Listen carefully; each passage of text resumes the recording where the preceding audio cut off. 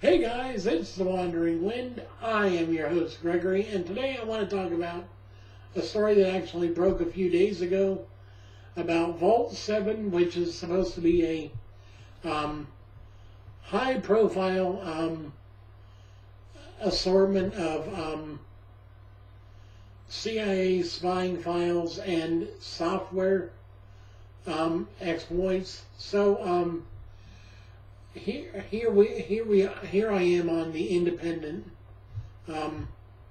website where they've got an article about this. It says Wikileaks has published a huge trove of what appear to be CIA spying secrets.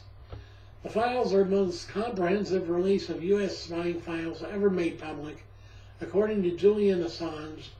In all, there are 8,761 documents that account for the entire hacking capacity of the CIA. Mr. Assange claimed in a release, and the trove is just the first of a series of Vault 7 leaks.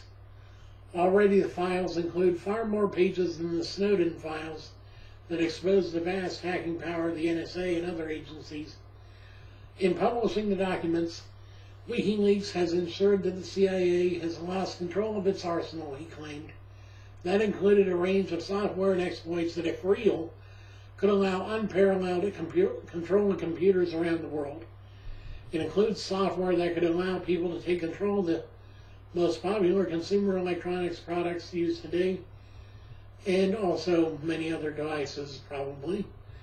Year Zero introduces the scope and direction of the CIA's global covert hacking program, its malware arsenal, and dozens of zero-day weaponized exploits against a wide range of U.S.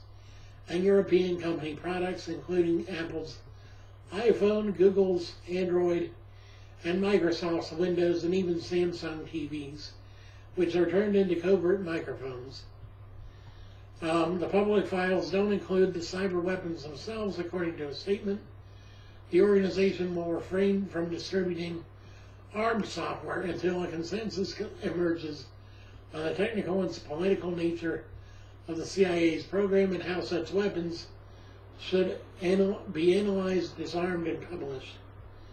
The files were made available by a source who intended for them to start a conversation about whether the CIA had gained too much power, according to the organization. In a statement to WikiLeaks, the source details policy questions that they say urgently need to be debated in public, including whether the CIA's hacking capabilities exceed its mandated powers and the problem of public oversight of the agency. The source wishes to initiate a public debate about the security, creation, use, proliferation, and democratic control of cyber weapons. It also redacts the details of some of the names, locations, and targets that are identified in the documents. The organization had teased the release in advance, with strange messages about the release being Year Zero and references to Vault 7. It had planned to release the files later on, but that plan was thrown off when its press conference came under a cyber attack, Mr. Assange claimed. Okay, so Julian Assange, which I'm assuming he's one of the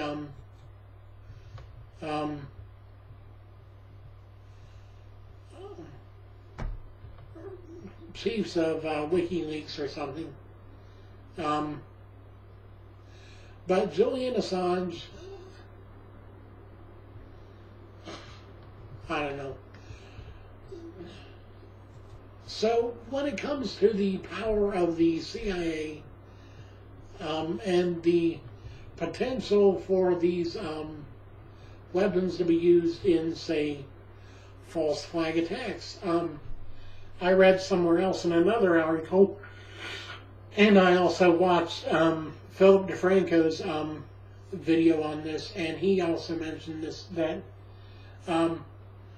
the CIA actually possesses hacking tools and malware and stuff developed by foreign nations, even developed by the Germans, by the Japanese, by the Chinese, by the European nations. And so Philip posited a question: were the German or Russian hacking tactics used during the elections a false flag attack designed to either garner positive support for Trump or to garner positive support for Hillary? If so, that would mean that the government itself is working against certain factions within itself, and therefore we're at an impasse as to whether or not the government really is working together, or whether there are separate factions within the government that are hidden and yet not hidden well enough, that are trying to undermine each other and possibly may end up resulting in tearing the entire nation apart, either directly or indirectly. The potential of these hacking tools is massive. Let's be clear about that. The potential that these hacking tools have is dangerous and worrisome, because we have a database of exploits from companies like Google and Apple and Microsoft that can be used to hack into your personal devices, your personal phone, your computer, your tablets, your smartphones or smart devices of any kind, your home security system, your car navigation system, your televisions. Good God, your televisions are possible methods of espionage against you and monitoring against you. It's mind-boggling, and it is scary, because frankly, if we see this coming now, what are we going to see in the future? What are we going to see from WikiLeaks in the future that will definitely confirm that yes, our government is spying on us. Our government is monitoring our movements, our activities, our lifestyle, because why not? And people say, well, what about WhatsApp and other stuff? Well, they've got ways of getting around that too. Popular messaging programs such as WhatsApp and others, they do encrypt the file after it is sent, but with these particular backdoors, these particular hacking software programs, they can actually key log what you're saying before it's ever encrypted, before it's encrypted by the software. So they log your keystrokes and they figure out what you're saying, and then depending on what you say, you're going to get a knock at the door and 2 CIA people are saying, come with us, please. So, in essence, this is like the secret police. This is like the Gestapo of the Germans and stuff. We don't know who is being watched. We don't know who is being targeted, and we really don't care, because at the end of the day, this involves all of us. If one of us is under surveillance, possibly all of us could be. Although I think if Donald Trump had any say in it, every single practicing Muslim would be under suspicion and under surveillance, just because in his opinion all Muslims are terrorists. Even though I know that that's not true, and I hope you guys know that that's not true. The terrorist Muslims are the ones that are the extremists. The fundamentalist Muslims are the ones that believe the exact words of what the Quran says, which is basically kind of like the other Abrahamic texts, which says, treat your neighbor kindly, love the God figure that you have in your holy book, and just spread the message about the goodness of your God.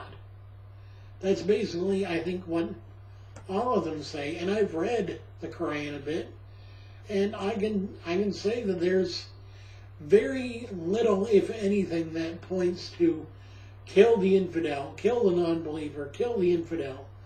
Nothing like that I saw was in there. So, I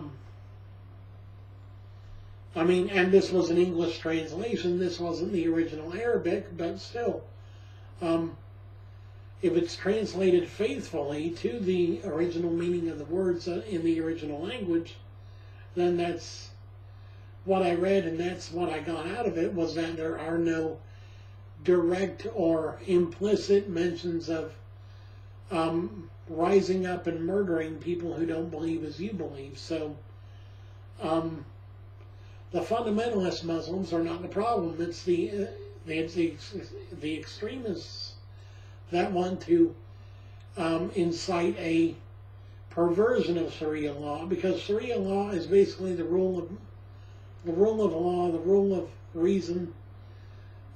Basically, treat others the way you would want to be treated, and serve Allah with all your heart, mind, soul, and strength, yada yada yada, just like with the Old Testament of the Christian Bible and the Abrahamic texts.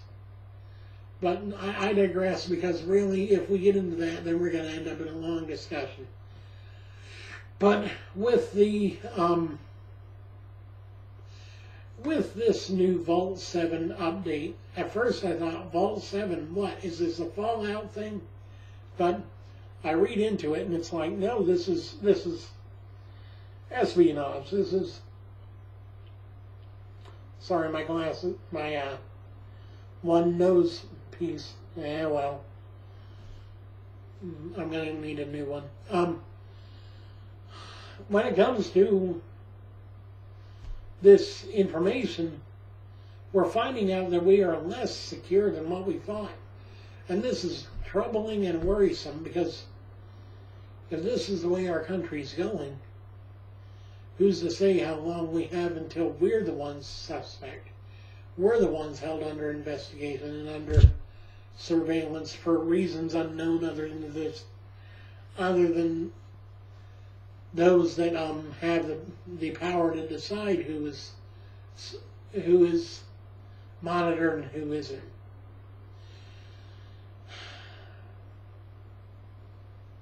I really don't get this. I really don't understand it, and I really don't like it, because really,